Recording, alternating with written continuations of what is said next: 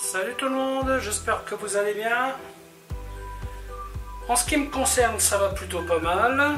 Alors comme d'habitude, on met les petits pouces et les je m'abonne, ça sera gentil de votre part. Si vous avez des questions, n'hésitez pas à les poser. Je répondrai avec plaisir, dans la mesure de mes possibilités, bien entendu.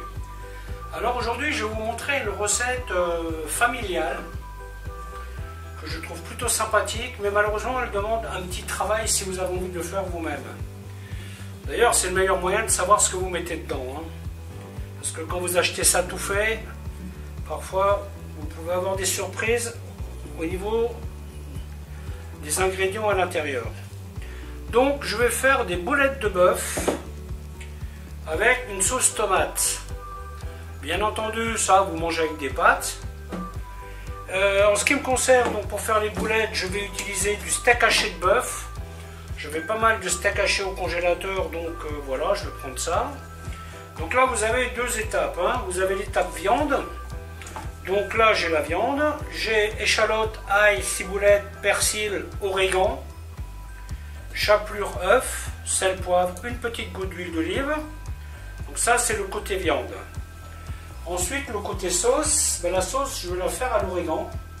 Bien entendu, je vais y mettre aussi un peu de thym, un peu d'ail, laurier et tout, clou de girofle, herbe, enfin du thym, c'est pas l'herbe de Provence que j'ai aujourd'hui. Il me reste un poivron, je vais le mettre avec, un peu de céleri en branche et de l'oignon et de la tomate concentrée. Voilà, donc c'est une recette, on va dire, qui demande un petit peu de travail, mais une fois que vous l'avez faite, vous êtes bien content de la manger. Voilà, je vais vous montrer comment fabriquer tout ça. A tout de suite. Voilà, la première des étapes, c'est donc faire la farce. Donc là, j'y mets un œuf. Ici, persil, coriandre frais. Ici, échalote, ciboulette, ail. Alors bien entendu, vous aromatisez en fonction de vos goûts, hein, ça c'est toujours pareil. Et il y a aussi un peu de thym dedans. Une goutte d'huile d'olive.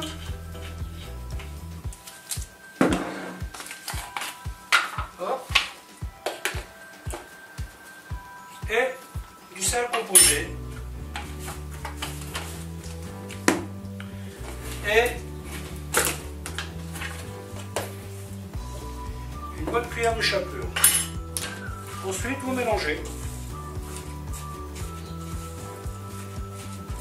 Alors, vous regardez la consistance, hein, ça doit tenir un peu hein, quand même. Hein, faut pas. N'hésitez pas à bien mélanger. Là, j'ai 5 ou 6 steaks hachés, ça correspond à peu près à 600 g de viande, hein, grosso modo. Là, je vais y rajouter un petit peu de chapelure. J'ai quand même envie d'avoir une consistance qui tienne bien la route. Alors comme ça va cuire dans la sauce, hein, si la viande n'est pas super assaisonnée, c'est pas grave. Hein. Pas la peine d'en mettre trop. Hein. Là, vous pouvez faire, si vous faites de l'agneau, vous voyez, vous pouvez mettre de la menthe. Des boulettes d'agneau à la menthe. Quelque chose de très bon ça. Voilà, la première des opérations est faite. Maintenant, on passe à la cuisson. Étape suivante. On chauffe la casserole. Et là, par contre, je vais y mettre une bonne lampée d'huile d'olive. D'habitude, je mets une petite goutte, mais là, je vais en mettre un petit peu plus qu'une goutte. Bien entendu, vous n'êtes pas obligé de mettre des gants, hein. Si vous avez les mains bien propres, hein, vous pouvez ne pas en mettre. Moi, j'ai des blessures aux mains, donc je vais quand même me protéger. Et donc un truc pour faire les boules de viande, c'est pas mal, c'est une cuillère à glace. Hein. Vous voyez, vous les tassez bien. Hop. Voilà, vous voyez comme ça. Hop. Et comme ça, vous faites des boulettes identiques. Normalement, je devrais être aux alentours de 12 boulettes. Calcul à l'arrache. Alors quand vous en faites une grande quantité de ce truc-là, vous pouvez zapper cette étape. Par contre, ce que vous allez faire, c'est que vous allez prendre une plaque qui va au four, assez grande, vous allez la graisser un peu, et vous allez déposer vos boulettes sur cette plaque, et vous allez les mettre au four à 210 degrés pendant 10-15 minutes. Et pendant ce temps, vous préparez votre sauce. Là, ça vous permet de gagner du temps. Moi, il se trouve que j'ai plein de temps. Donc, je vais faire ça correctement. Alors, 2, 4, 6, 8, 10, 12, 13. Il y a un bonus. Voilà, et maintenant, on les fait griller un peu. Tout simplement. Ces étapes sont importantes. Car ce sont ces étapes-là qui vont faire la qualité de votre sauce. Hein. C'est le même principe qu'un sauté de viande.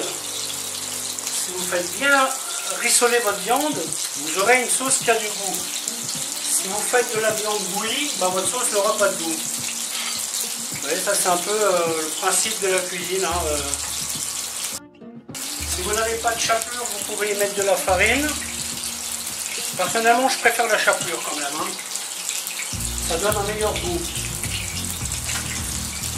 Et bien entendu, comme dit, vous gérez votre texture avec la chapelure que vous y mettez. Plus vous en mettez, plus ça sera compact. C'est le principe d'un pain de viande d'ailleurs.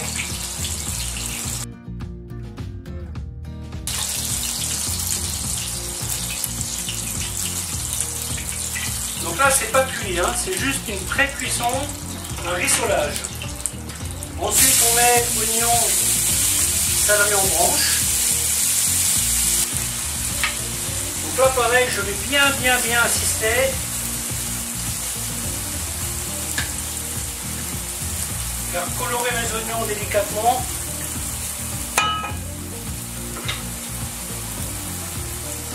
À ce stade, je n'ai plus besoin d'huile d'olive.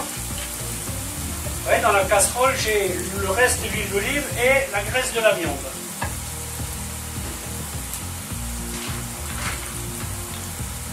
Qui va donc me servir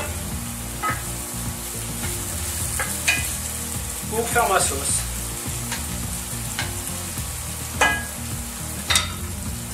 Donc, pour aromatiser la sauce, ingrédients de base, clou de girofle, thym frais, laurier, poivre, ail. Voilà, tout y est. Voilà, le thym, hop. Quand les oignons commencent à colorer un petit peu, je rajoute mon poivron.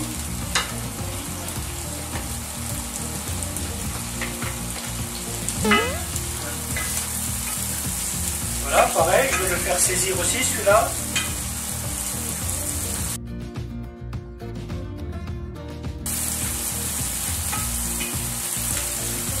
On n'hésite pas à faire griller tout ça.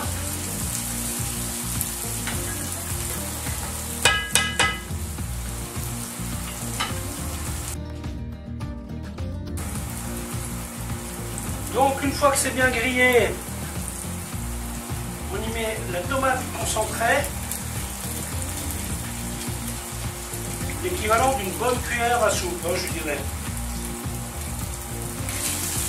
On la fait griller un peu aussi. Là, on travaille toujours pour le parfum de la sauce. Hein.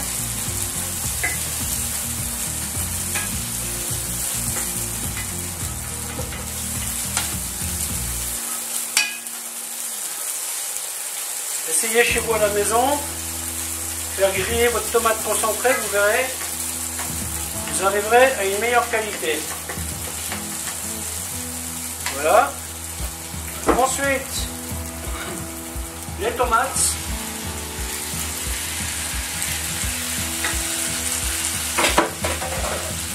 Alors bien entendu, vous pouvez le faire avec du basilic si vous le souhaitez, vous pouvez mettre que du persil, ça c'est le genre de recette que vous pouvez facilement adapter. Hein. La tomate maintenant on va la faire compoter. C'est-à-dire, on va en sortir le maximum de liquide que l'on peut.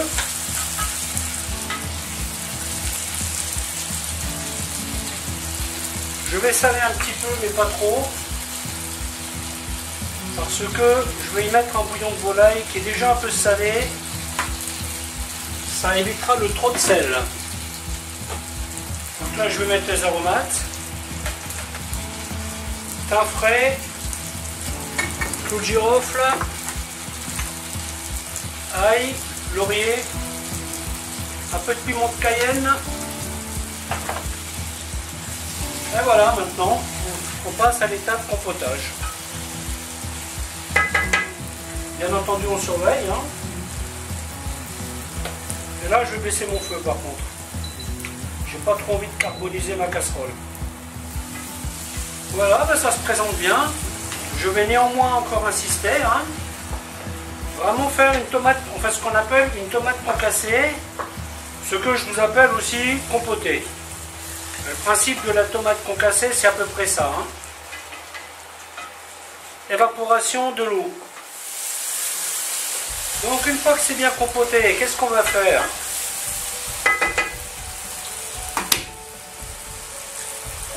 On va y rajouter de l'eau. Alors je ne vais pas en mettre de trop. Hein. Je vais faire en sorte que les boulettes soient juste recouvertes. Mais avant de mettre les boulettes, je vais quand même finaliser la sauce. Et je vais donc la cuire un peu avant. J'y mets mon petit bouillon cube. Voilà. Et on va faire cuire ça tranquillement quelques minutes. On va la goûter et on y mettra la viande. Donc là, la sauce a été goûtée. Elle est assaisonnée exactement comme je veux. Et bien, tout simplement, alors par contre, baissez le feu. Hein. Les boulettes, je vais les faire cuire tout doucement. Parce que celles-ci, je les ai faites un peu, comment dire, pas très denses. Hein. J'ai surtout pas envie qu'elles éclatent. Donc là, je vais tout simplement les faire cuire au minimum 20 minutes, une demi-heure, tranquillement. Voilà. Je ne vais même pas couvrir ma casserole. Je vais les laisser comme ça. Et elles vont mijoter tranquillement pendant 20 minutes à une demi-heure. Voilà, donc là 30 minutes sont passées. Étant en température minimale, donc j'ai quand même décidé de couvrir pour que ça cuise un peu. Et bien entendu, on va voir le résultat. Et la meilleure façon de voir un résultat, c'est de goûter.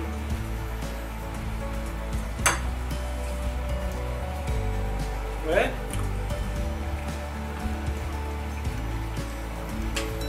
C'est cuit. Il n'y a pas de sel à rajouter. Voilà, voilà. À bientôt.